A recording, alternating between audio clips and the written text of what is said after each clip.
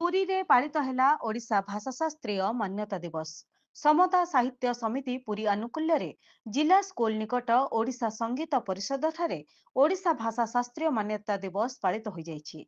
एही कार्यक्रम रे गोप महाविद्यालय रो अध्यक्ष प्रोफेसर प्रमोद कुमार पंडा, जिला सूचना लोक संपर्क उपनिर्देशक संतोष कुमार मिश्र, प्रोफेसर कार्तिक कुमार दास, शिक्षाविद विजयलक्ष्मी दास, समितिर साधारण संपादक अधिवक्ता भागवत प्रसाद पट्टनायक आदि अतिथि भावे जोग देथिले।